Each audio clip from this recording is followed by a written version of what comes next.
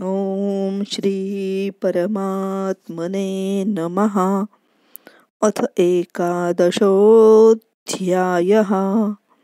अर्जुन उवाच मदनुग्रहाय परमं गुह्यमध्यात्मसंज्ञितं यत्त्वयोक्तौ वचस्तेन मोहोऽयं विगतो मम। भवाप्ययौ हि भूतानां श्रुतौ विस्तरशो मया त्वत्तः कमलपत्राक्षमाहात्म्यमपि चाव्ययम्। एवमेतद्यथार्थत्वमात्मानं परमेश्वर द्रष्टुमिच्छामि ते रूपमैश्वरं पुरुषोत्तम। मन्यसे यदि तच्छक्यं मया द्रष्टुमिति प्रभु। योगेश्वर ततो मे त्वं दर्शयात्मानमव्ययम्। श्रीभगवानुवाच पश्य मे पार्थरूपाणि शतशोऽथसहस्रशः नानाविधानि दिव्यानि नानावर्णाकृतीनि च। पश्यादित्यान् वसून् रुद्रान्नश्विनौ मरुतस्तथा बहून्यदृष्टपूर्वाणि पश्याश्चर्याणि भारत। इहैकस्थं जगत्कृत्स्नं पश्याद्य सचराचरम् मम देहे गुडाकेश यच्छान्यद्द्रष्टुमिच्छसि न तु मां शक्यसे द्रष्टुमनेनैव स्वचक्षुषा। दिव्यं ददामि ते चक्षुः पश्य मे योगमैश्वरम्। सञ्जय उवाच एवमुक्त्वा ततो राजन्महायोगेश्वरो हरिः दर्शयामास पार्थाय परमं रूपमैश्वरम्। अनेकवक्त्रनयनमनेकाद्भुतदर्शनम् अनेकदिव्याभरणं दिव्यानेकोद्यतायुधम् दिव्यमाल्याम्बरधरं दिव्यगन्धानुलेपनम् सर्वाश्चर्यमयं देवमनन्तं विश्वतोमुखम्।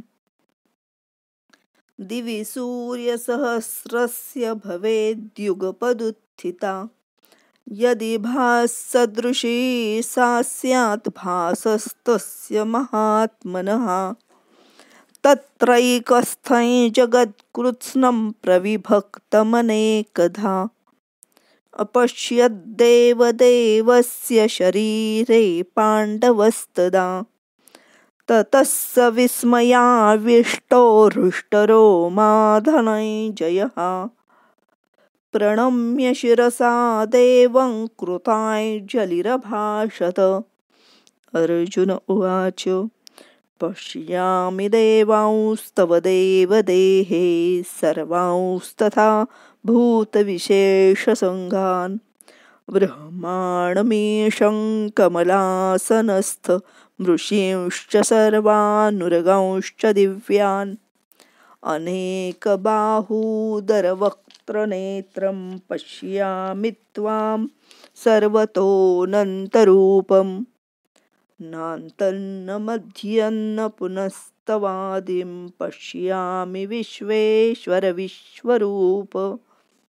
किरीटिनं गदिनैश्चक्रिणै च तेजोराशिं सर्वतो दीप्तिमन्तं पश्यामि त्वां दुर्निरीक्ष्यं समन्ताद्दीप्तानलार्कद्युतिमप्रमेयम्।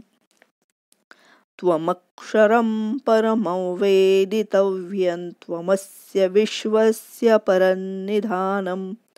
त्वमव्ययश्शाश्वतधर्मगोप्ता सनातनस्त्वं पुरुषो मतो मे।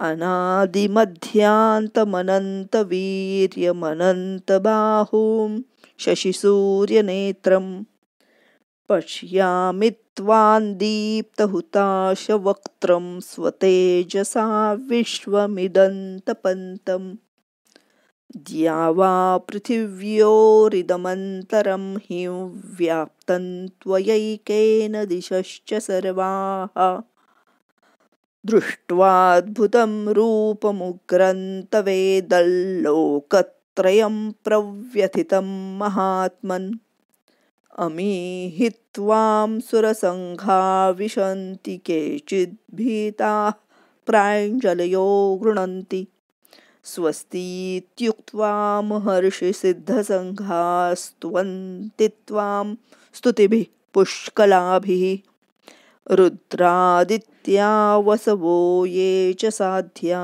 विश्वेश्विनौ मरुतश्चोष्मपाश्च गन्धर्वयक्षासुरसिद्धसङ्घा वीक्षन्ते त्वां विस्मिताश्चैव सर्वे रूपं महत्ते बहुवक्त्रनेत्रं महाबाहो बहुबाहूरुपादं बहूदरं बहुदंष्ट्राकरालं दृष्ट्वा लोकाः प्रव्यथितास्तथाहम् नभस्पृशं दीप्तमनेकवर्णं व्यात्ताननं दीप्तविशालनेत्रं दृष्ट्वा हि त्वां प्रव्यथितान्तरात्मा धृतिं न विन्दामि शमै च विष्णो दंष्ट्राकरालानि च ते मुखानि दृष्ट्वैव काला नलसन्निभानि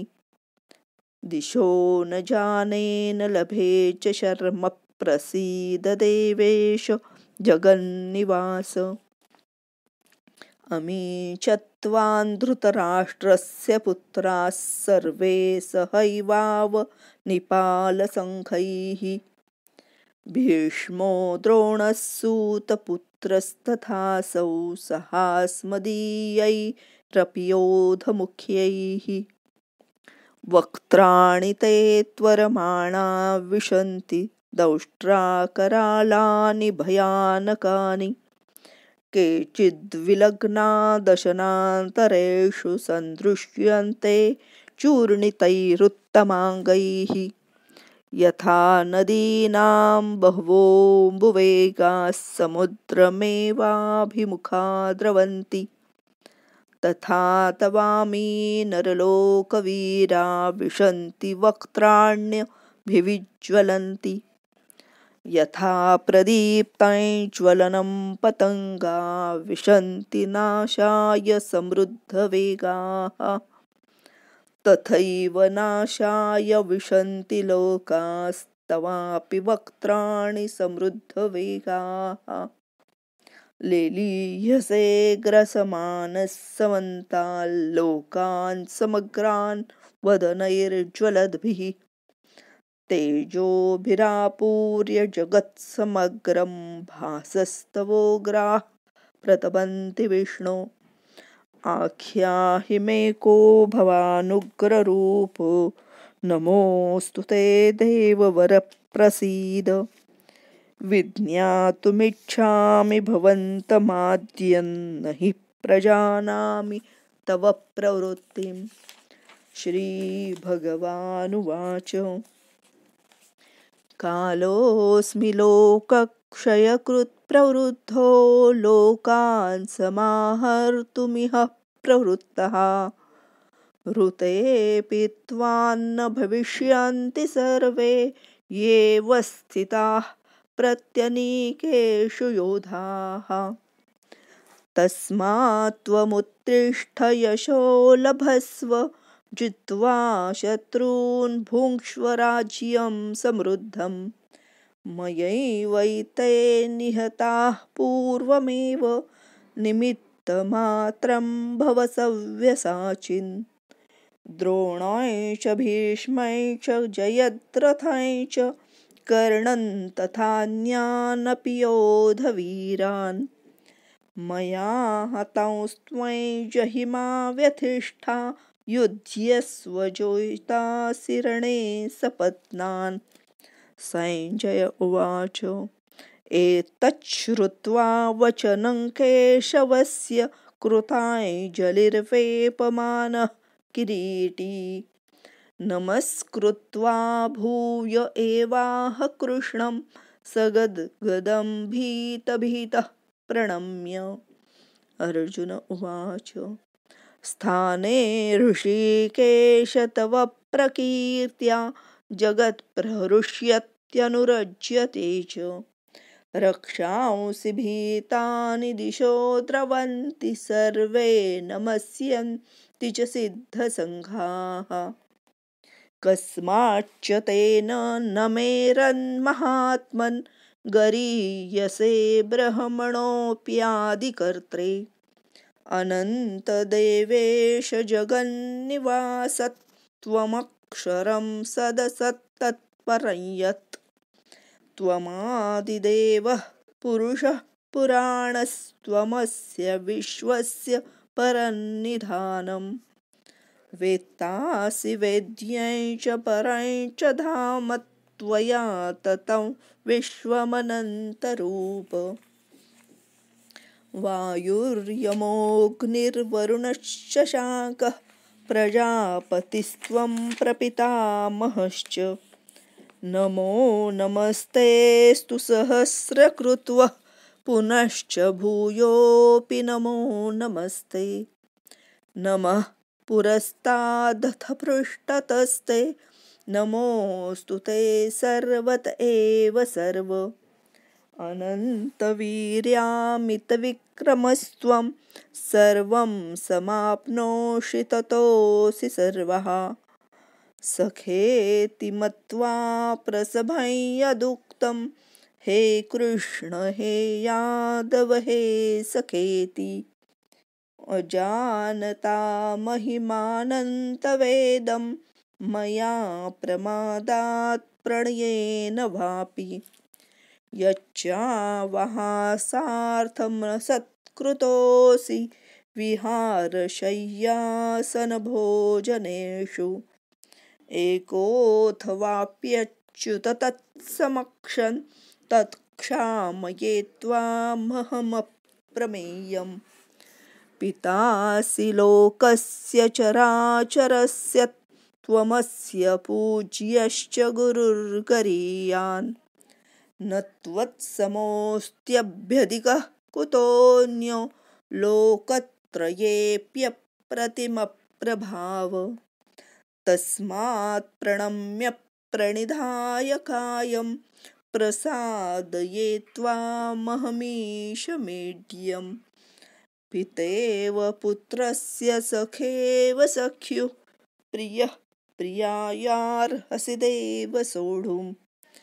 अदृष्टपूर्वं हृषितोऽस्मि दृष्ट्वा भयेन च प्रव्यथितं मनो मे तदेव मे दर्शय देवरूपं प्रसीद देवेश जगन्निवास किरीटिनं गदिनैचक्रहस्तमिच्छामि त्वां द्रष्टुमहं तथैव तेनैव रूपेण चतुर्भुजेन सहस्रबाहो भव विश्वमूर्ते श्रीभगवानुवाच मया प्रसन्नेन तवार्जुनेदं रूपं परं दर्शितमात्मयोगात् तेजोमयं विश्वमनन्तमाद्यं यन्मे त्वदन्येन न दृष्टपूर्वं न वेदयज्ञाध्ययनैर्न दानैर्न च क्रियाभिर्न तपोभिरुग्रैः एवं रूपशक्य अहं नृलोके द्रष्टुं त्वदन्येन कुरु प्रवीर मा ते व्यथा मा च विमूढभावो दृष्ट्वा रूपं घोरमीद्रुं ममेदं व्यपेतभिः प्रीतमनः पुनस्त्वं तदेव मे रूपमिदं प्रपश्य संजय उवाच इत्यर्जुनौ वासुदेवस्तथोक्त्वा स्वकं रूपं दर्शयामास भूयः आश्वासयामास च भीतमेनं भूत्वा पुनः सौम्यवपुर्महात्मा। अर्जुन उवाच दृष्ट्वेदं मानुषं रूपं तव सौम्यै जनार्दन इदानीमस्मि संवृत्तः सचेताः प्रकृतिं गतः। श्रीभगवानुवाच सुदुर्दर्शमिदं रूपं दृष्टवानसि यन्मम देवा अप्यस्य रूपस्य नित्यं दर्शनकाङ्क्षिणः नाहं वेदैर्न तपसा न दानेन न चेज्यया शक्य एवं विधो द्रष्टुं दृष्टवानसि मां यथा भक्त्या त्वनन्यया शक्य अहमेवं विधोऽर्जुन ज्ञातुं द्रष्टुं च तत्त्वेन प्रवेष्टुं च परन्तप मत्कर्म कृन्मत्परमो मद्भक्तः सङ्गवर्जितः निर्वैरः सर्वभूतेषु यः स मामेति पाण्डव। ॐ तत्सदिति श्रीमद्भगवद्गीतासु उपनिषत्सु ब्रह्मविद्यायां योगशास्त्रे श्रीकृष्णार्जुनसंवादे विश्वरूपदर्शनयोगो नाम 11. श्रीकृष्णार्पणमस्तु। हरये नमः, हरये नमः, हरये नमः।